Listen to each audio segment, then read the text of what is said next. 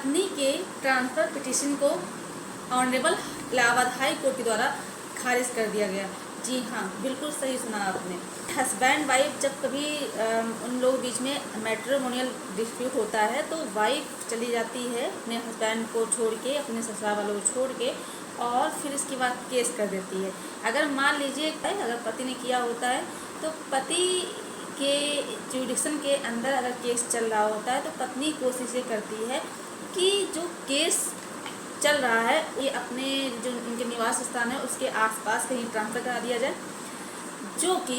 अभी हाल ही में honourable high court की कुछ गाइडलाइंस आई है जिसके बारे में बताया गया है, जिसमें पत्नी की जो ट्रांसफ़र पिटीशन है उसको खारिज कर दिया गया। आखिर वो क्या है मामला,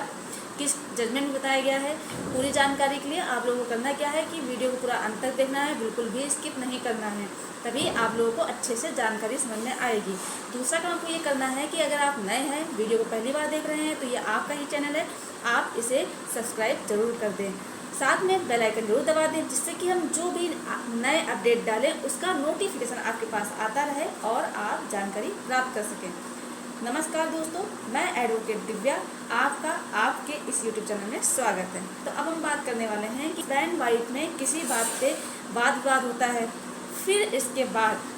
हस्बैंड वाइफ के बीच में मल्टीपल लिटिगेशन चल रही होती है, जो कि सीतापुर फैमिली कोर्ट में चल रही होती है। तो wife honourable Allahabad high court में एक ट्रांसफ़र पिटीशन डालती है, उसमें ये बोलती है कि जो केस मेरा चल रहा है वो सीतापुर फैमिली कोर्ट में चल रहा है, तो उसे ट्रांसफ़र करके लखनऊ फैमिली कोर्ट में किया जाए, क्योंकि मुझे इस बात का डर है कि मैं वहाँ जाऊँगी तो हो सकता है मेरी जान का खतरा भी हो सकता है, यानी कि मेरा पति मुझे नुकसान भी पहुँचा सकता है, और हमारे यहाँ से दूरी भी काफ़ी है, समय भी काफ़ी बर्बाद होता है, आने जाने में दिक्कत होती है।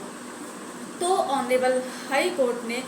उनकी बातों को सुना और इसके बाद उन्होंने ये कहा कि इनकन्वीनियंस या कन्वीनियंस को ध्यान में रखते हुए नहीं निर्णय दिया जाएगा, क्योंकि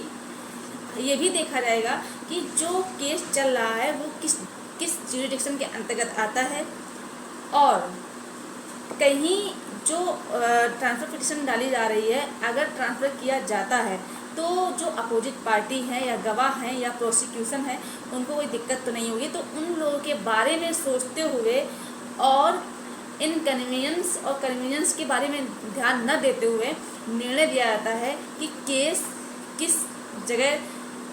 चलेगा, ट्रांसफ़र होने लायक है या फिर नहीं है। सारी चीज़ें ध्यान में रखते हुए कोर्ट ने जवाब दिया कि ये जो पत्नी के द्वारा ट्रांसफ़र पिटीशन फाइल की गई है इसको खारिज कर दिया जाए, यानी कि पत्नी के द्वारा ट्रांसफ़र पिटीशन को खारिज कर दिया गया। ऐसे ही ऑनरेबल सुप्रीम कोर्ट के द्वारा भी कुछ गाइडलाइंस जारी की गई, जो कि Rajkumar Sahu versus Sahu trade product limited व